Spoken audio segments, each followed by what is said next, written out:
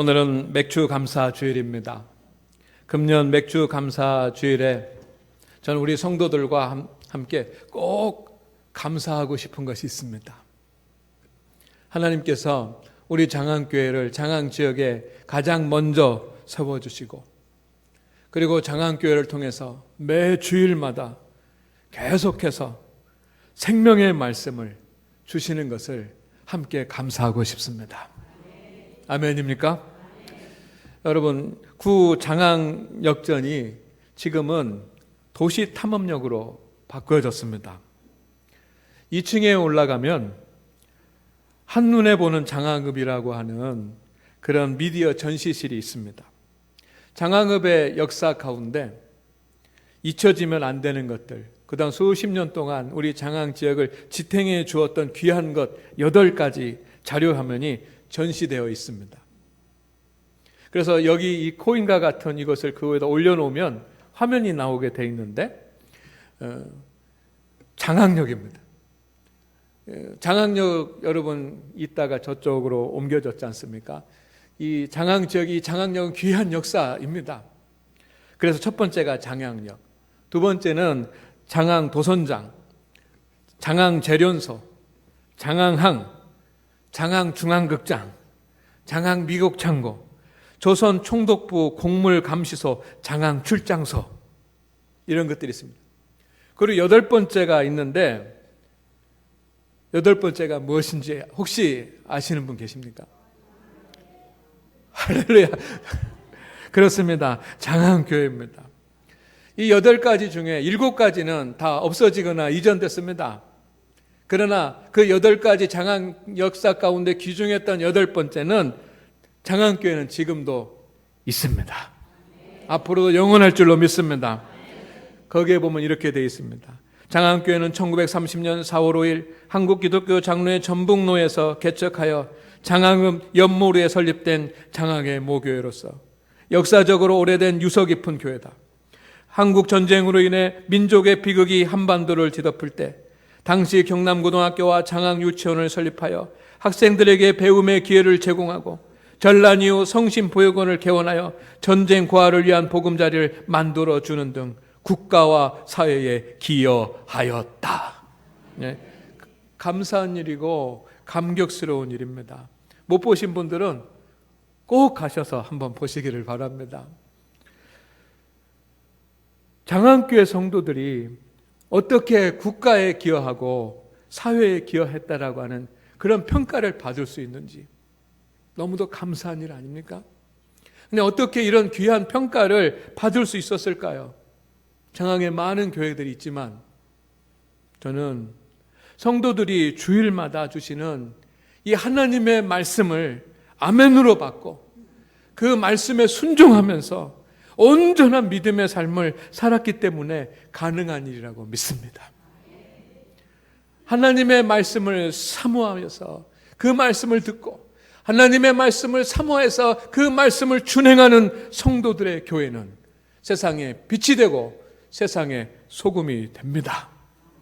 또한 하나님의 말씀을 듣고 그 말씀에 순종하는 성도는 형편과 상황과 삶의 배경에 관계없이 성공적인 인생을 살 수 있습니다. 사람들이 성공하지 못하는 이유들을 찾습니다. 왜 나는 성공하지 못할까? 그러나 여러분, 사람들이 성공하지 못하는 가장 큰 이유는 내 삶에 위기가 오고 어려움이 오고 유혹이 오고 장애가 생겼을 때 무너지기 때문입니다. 반대로 여러분의 삶 앞에, 여러분의 자녀들의 삶 앞에 위기가 오고 유혹이 오고 어려움이 오고 장애가 왔을 때 무너지지 않으면, 흔들리지 않으면 그 사람은 성공합니다. 누가 어떻게 인생의 위기가 몰려왔을 때 무너지지 않을 수 있습니까? 결론부터 말씀을 드리면 하나님의 말씀에 거하는 성도, 하나님의 말씀을 듣고 그 말씀대로 준행하는 사람은 반석 위에 세운 집과 같아서 창수가 나도 무너지지 않습니다. 이것을 믿으십니까? 믿으십니까? 믿으시는 분만 크게 아멘 합시다. 아멘. 이스라엘의 수도 예루살렘에 한 왕이 살고 있습니다. 사울 왕입니다. 그러나 거기서부터 한 20여리 떨어진 작은 시골 마을, 사람들이 이름도 잘 알지 못하는 그런 작은 시골 마을 베들레헴에 어린 목동이 살고 있습니다. 다윗입니다. 둘은 삶의 배경이 비교가 되지 않습니다. 요즘 말하면 예루살렘에 살고 있었던 왕은, 그리고 그의 자녀들은 금수저요. 베들레헴 저 비천한 그런 가난한 땅에서 양을 치는 어린 소년은, 다윗은 흙수저였습니다. 예루살렘의 사울 왕과 그 자녀들, 그리고 베들레헴의 소년 목동 다윗, 누가 성공한 인생을 살 수 있습니까? 모든 배경으로 보면 사울 왕과 사울의 자녀들입니다. 그러나 누가 성공을 했습니까? 저 베들레헴에 살고 있는 다윗이 성공했습니다.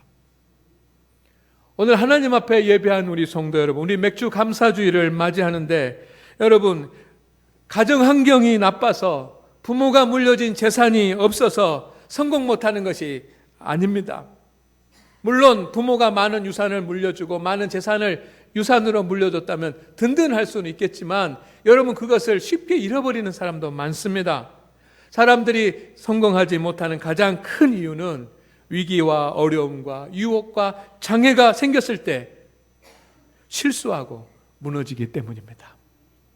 우리 장안교회 성도 여러분, 그리고 여러분의 자녀들은 위기가 와도 무너지지 않는 성도가 됩시다. 아멘입니까? 다윗도 인생의 위기가 왔습니다. 우리보다 더 많은 시련이 찾아왔습니다. 그러나 위기가 왔을 때 다윗은 무너지지 않았습니다. 위기를 기회로 만들었습니다. 매 순간마다 다시 일어섰습니다. 그래서 다시 성공한 사람이 되었습니다. 다윗도 유혹에 빠져서 믿음이 무너져 버릴 때가 있습니다. 믿음이 무너지면 성도는 아무것도 할 수 없고, 믿음이 무너지면 하나님의 복을 받을 수가 없습니다. 근데 다윗이 유혹에 빠져서 믿음이 무너질 때가 있었습니다. 충신 우리아의 아내 바세바를 간음했습니다. 권력을 이용해가지고 자기 부하의 아내를 간음했습니다. 그것이 세상에 탄로날까 봐서 우리아를 전쟁터에 보내서 죽이려는 음모를 꾸몄습니다. 부끄러운 모습이고 믿음이 깨지는 모습이고 유혹에 다 넘어가 버렸습니다. 이때 다윗이 하나님 앞에 나와서 회개하지 않았다면 다윗의 성공은 물거품이 됐을 것입니다. 그런데 다윗은 하나님 앞에 나와서 철저히 회개하였습니다. 그리고 용서함을 받았습니다. 그리고 그의 영혼을 회복했습니다. 믿음이 다시 살아났습니다. 거기서 무너졌으면 다 잃었을 것입니다. 그래서 7절 말씀에 다윗은 이렇게 고백합니다. 다 같이 시작. 아멘. 하나님의 많은 말씀을 다윗은 들었고 묵상했던 사람입니다. 하나님의 말씀이 그의 마음판에 많이 새겨져 있던 사람입니다. 어느 날 자신이 잘못하고 깨닫지 못하고 있을 때 나단 선지자가 찾아와서 하나님의 책망을 들려주었습니다. 그때 다윗은 즉시 철저하게 회개를 시작했습니다. 하나님의 말씀이 그 안에 있었기 때문입니다.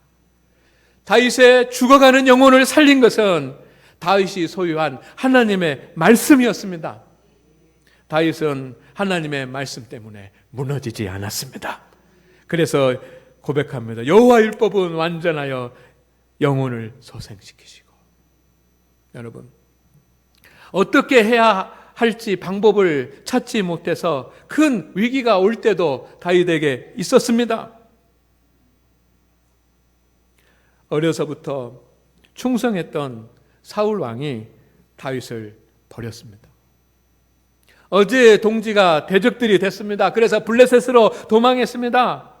블레셋 사람들에게 발각이 됐습니다. 즉시 즉결 심판에 넘겨지고 사형을 당할 위기가 왔습니다. 이 위기를 못 넘기면 다윗은 이제 죽습니다. 꿈도 이루지 못합니다. 그때 다윗은 미친 척했습니다. 그것 때문에 살아났습니다. 어떻게 그 큰 위기 가운데, 절대적으로 자신이 손을 쓸 수 없는 그런 위기 가운데 미친 척할 수 있는 그런 지혜를 얻을 수 있었을까요? 7절 말씀에 이렇게 되어 있습니다. 여호와의 증거는 우둔한 자를 뭐하며? 지혜롭게 하며. 아멘.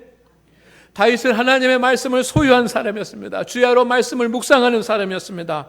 그 하나님의 말씀, 다윗이 소유한 그 하나님의 말씀은 다윗이 위기에서 벗어날 수 있는 지혜를 주었습니다.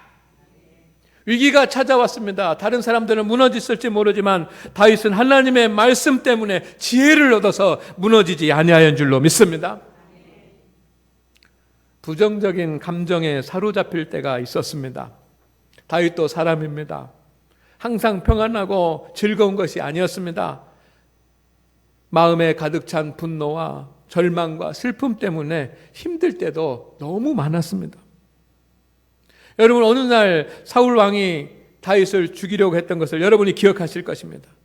사울 왕과 단둘이 있는데 갑자기 사울 왕이 창을 던져서 자신을 죽이려고 했습니다. 사울은 나이가 많고 다윗은 젊습니다. 두려움과 분노가 가득 차올랐습니다. 두려움도 있고 분노도 가득 찼습니다. 이때 다윗이 사울과 단둘이 있을 때 그의 두려움과 분노를 다스리지 못했다고 한다면 다윗은 성공하지 못했을 것입니다.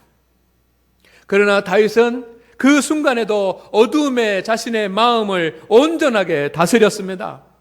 이렇게 고백합니다. 8절에 다 같이 시작. 여호와의 교훈은 정직하여 마음을 기쁘게 하고.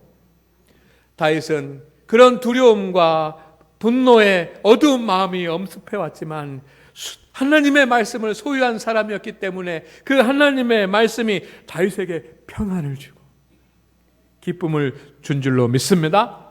그가 소유한 하나님의 말씀 때문에 무너지지 않았습니다. 통찰력과 긴 안목이 필요할 때가 있었습니다. 오랜 시간 자신을 죽이려고 하는 사울 왕을 죽일 수 있는 기회가 몇 번 왔습니다. 그러나 그때마다 다윗은 사울을 죽이지 않았습니다. 만약 그때 사울을 죽였더라면 다윗은 왕이 됐더라도 보복하는 두려운 사람이 돼서 충성스러운 사람들로부터 지지를 받지 못했을 것입니다.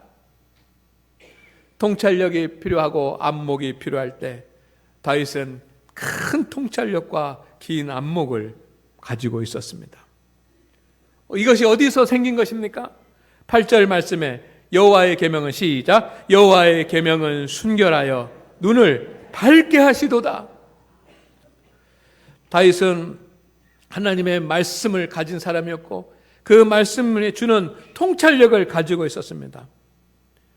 하나님의 말씀으로 모든 인생의 위기가 왔을 때 여러분 다윗은 무너지지 않았습니다.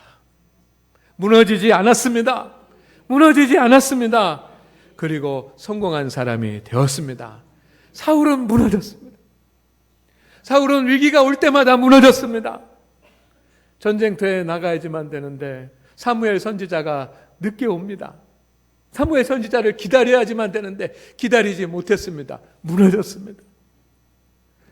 사람들이 사울은 천천히요, 다윗은 만만이라고 하는 그런 노래를 부를 때 다윗을 축복해 주었어야지만 되는데 그때 사울의 마음은 무너져 버렸습니다. 그러나 다윗은 무너지지 않았습니다. 이 차이가 어디에 있습니까? 다윗과 사울의 차이는 시편 1편 1절에서 3절까지 있습니다. 어디에 심겨진 나무냐라고 하는 차이입니다. 사울은 권력과 명예와 돈과 세상과 물질에 심겨진 나무였습니다. 하나님을 믿지만 세상에 심겨진 나무였습니다. 그러나 다윗은 하나님의 말씀에 심겨진 나무였습니다. 그는 자기 자신을 시냇가에 심겨진 나무라고 그렇게 표현을 했습니다. 여러분, 시냇가에 심겨진 나무는 형통한 줄로 믿습니다. 3절 말씀 우리 다 같이 한번 읽겠습니다. 시작.